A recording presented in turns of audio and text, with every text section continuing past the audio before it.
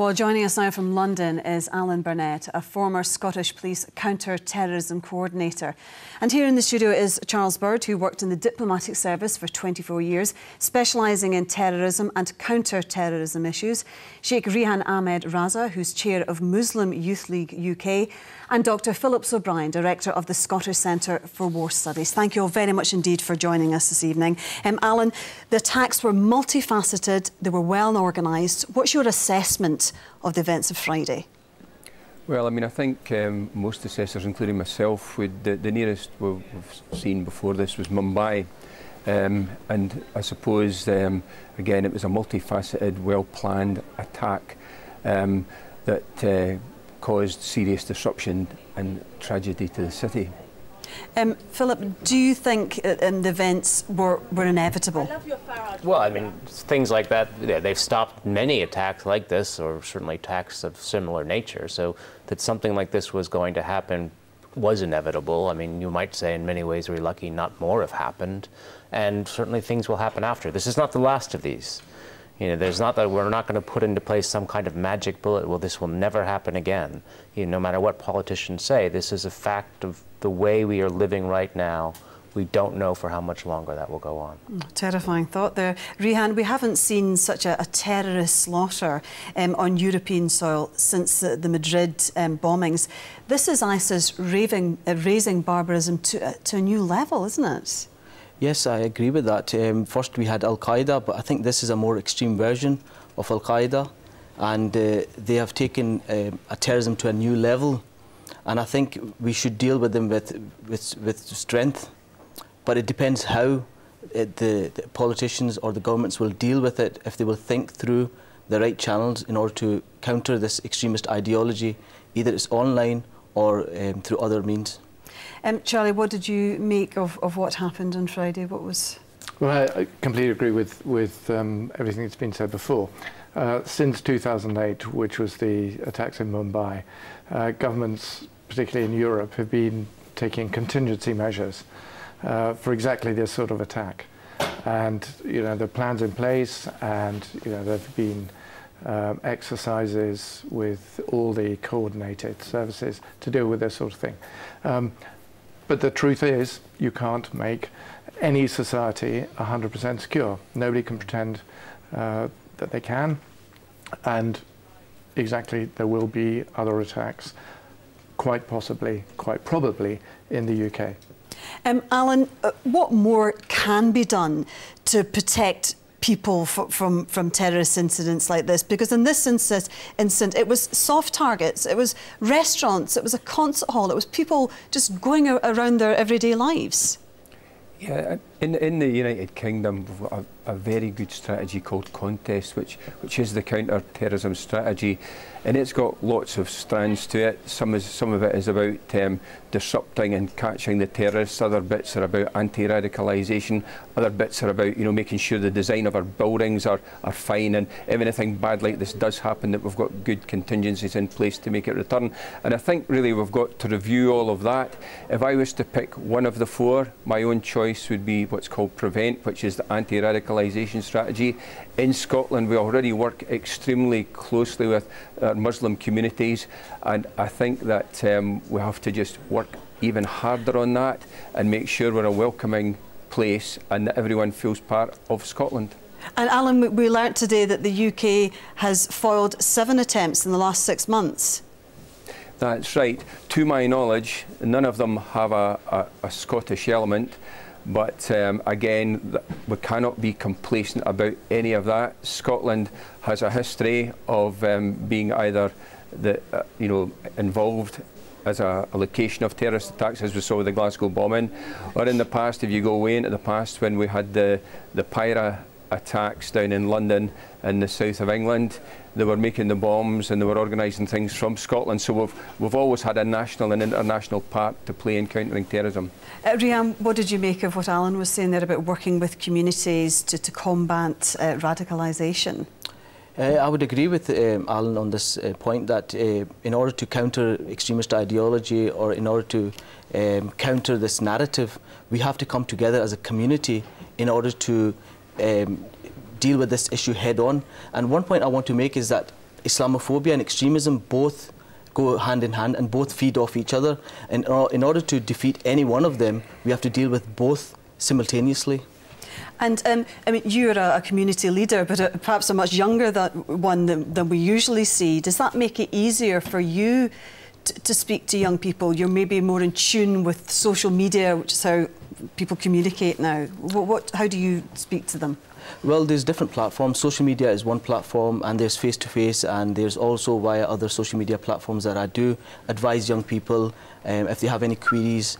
But one of the things that I've always come across when speaking to young people, they've always got a problem with the flawed foreign policy of the British government. And that is one of the aspects, I think, that provides a psychological platform to recruit young people and bring them into this extremist ideology.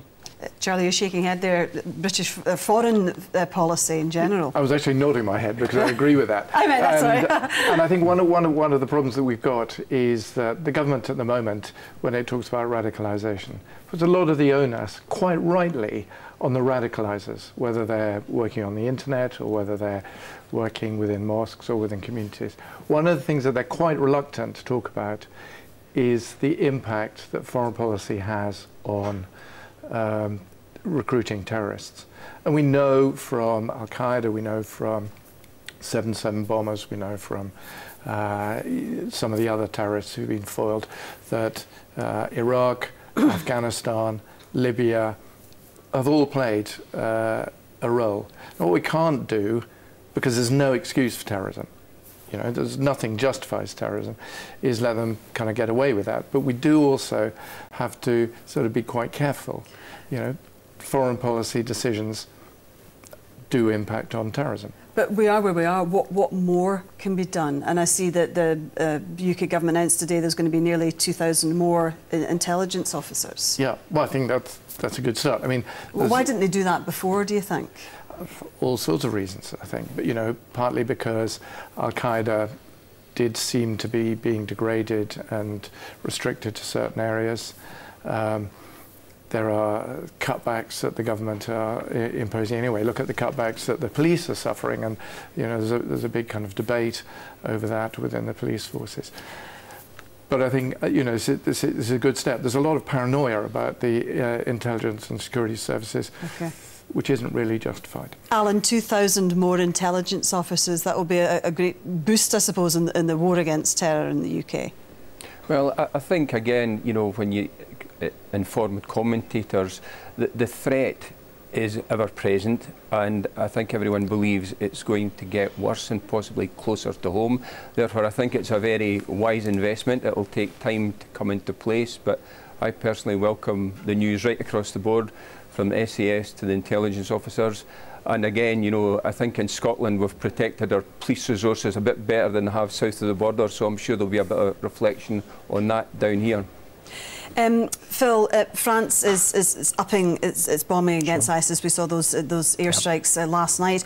Will that achieve the ends that they want, which is, you know, getting rid of ISIS? I mean, it's a not surprising political response to show that they're tough and show that they're just going to take action. Air power is wonderful at blowing things up, but the problem is there's a power vacuum in this area. So if you just blow things up from the air, you're not getting rid of the fundamental problem, which there is no government in an area, so ISIS has filled this void in the government. If you are going to have any chance of, in a sense, changing that status quo, you're going to have it by, unless you want to use your own ground troops, and I don't think people are talking about significant insertions of French, British, or American ground troops in the area, you're going to actually have to work with the people who live in that area. You're going to have to work with them to fill the void. So what the French are doing now is a political response that will make almost no impact to ISIS's rule in that area. Would you agree with that? What do you think about this, the upping the bombing? Is that going to help at all, Rehan? Sorry. Intensifying military action in terms of bombing, I agree that it won't you know, solve the problem. But whereas, you know, it has to be done properly through the right channel. It should be thought out properly, thoroughly debated in the UK or in France or wherever they're planning to bomb, if Syria, if it's France or Britain or anyone, they should thoroughly think out and look at historically as well what happened in Iraq, what happened in Afghanistan, in Pakistan and other places. Do you think ISIS can be defeated? Well, my personal opinion is that they can be defeated, and the way I would say that they can be defeated is, first of all, to economically suffocate them, and that is through, well, the main source of funding is oil. They sell oil. First of all, identify who they're selling the oil to, and the second thing is arms. Who's arming them? Identify who's arming them, and I think we'll be able to solve a lot of problems. Is that the way to tackle it, Charlie? I think so. And one of the problems is that the British government, along with the French government, there's a groundswell of pressure for them to be seen to be doing something. And this is an occasion where we should stand back, and it's not so much the doing, but doing is part two. Part one is, what's our objective? But I suppose the pressure on them to be seen to be doing something must be enormous. It is, but that's where they have to show that they're not going to buckle to that pressure. What's our objective? Our objective is to degrade and destroy ISIS in the region, and to prevent supporters being radicalised here in the UK and in Western Europe. Is bombing going to achieve that? No. What bombing might well achieve is more refugees, who we're not going to take in, who will then become disaffected because they're trying to get out of the war zone and they can't get into where we are. And the other thing is that every single bombing campaign that we've had, you kill innocent civilians, which is exactly what ISIS and Assad are doing. Recruits more terrorists. So what are we going to do? We'll apologise because we have the moral high ground. We're doing it for the right reasons. We have to be very, very careful. Alan, sorry, a big question this, but how safe are we in Britain? Well, I mean, I think, the official line is that the threat level is severe, which means an attack is highly likely. We used to use the words on the back of it, and we may have absolutely no notice that it's coming. So I think, again, we've all to be very alert and not alarmed, as is the police line. But I think extra vigilance from all of us is very appropriate at this time. I think one of the problems we sometimes have is that the public, fortunately and unfortunately, recover from something like this very quickly. And we saw it at Glasgow Airport, we were quickly diverted onto the heroics of Smito and others, and the fact that we wanted to get back on aeroplanes to go on holidays. Okay. But the professionals have to keep in there and keep reminding the public to be vigilant and doing their own job very well. And we'll just pause for a minute, because the discovery of a passport of a recent Syrian migrant near the body of one of the suicide bombers has intensified the debate over how Europe deals with the ongoing refugee crisis. Tomorrow, the first plane load of Syrian refugees to be resettled in the UK will arrive in Glasgow. The Home Office say they have all been closely vetted. Refugees are fleeing scenes of violence like those that we saw in Paris on Friday night.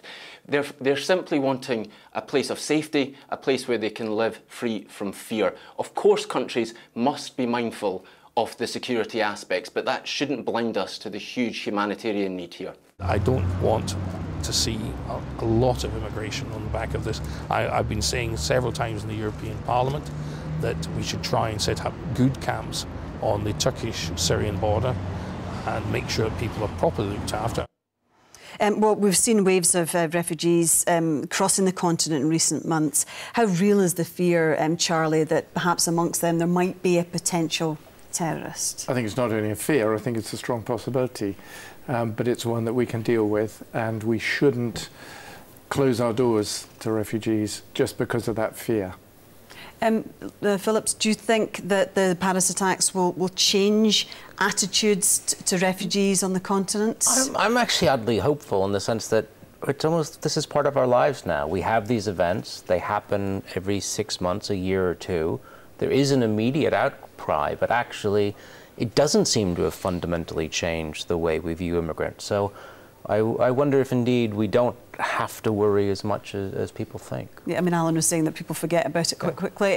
Alan, the refugees coming to Scotland tomorrow, they're arriving in Glasgow tomorrow lunchtime, are coming direct from a refugee camp in Lebanon, and they're fully vetted, so they pose no security risk, do they? Well, I mean, I'm sure they've been very thoroughly vetted, and I think, you know, if you go back to the source and you've had time to live and work with people and do the process properly, it certainly lessens the risk a bit. And Rihan, do you think that the people in Scotland are going to be welcoming and friendly to the refugees tomorrow? I hope so, because as the First Minister said, that this country, Scotland, is compassionate and welcoming. And if they have been vetted, according to what Theresa May said, that they've been vetted by the UN High Commission for Refugees and also by the Home Office. And I think if we've got confidence in our system of vetting, I think it should be no fear. And are you going to be meeting them at some point? Because you told me earlier that you'd spent some time in Syria. You've lived there for many years, so you will know perhaps some of what they've been going through. Yes, I will definitely meet them at some point. And what will you be saying to them? And basically welcome, and how can we help? As a Muslim community, we've got a responsibility. Obviously, the government's got a responsibility, but as mosques and other organisations, voluntary organisations, we've got a responsibility to make them welcome as well to Scotland. So very important then that we, as a nation, are welcoming them to them, Charlie. I think so, because you know that's part of the positive thing that we can do, and you know, which will help disarm the you know, the vile propaganda and ideology of ISIS. You know, if we are seen not to be divided, as the First Minister said, but we are actually welcoming and compassionate. Rihan, just very briefly, but is there, do you fear a Muslim backlash, the results after what happened on Friday? What's happened? Yeah, we've seen that there's been an attack. A couple have been attacked this early morning in Fife. Also, Hamza Yusuf, MSP, also received some online abuse. So obviously there are some handful of people who do not have respect, okay. But I think majority of the Scottish people are more welcoming. Well said. Okay, thank you all very much indeed for joining us this evening. Well, today's news agenda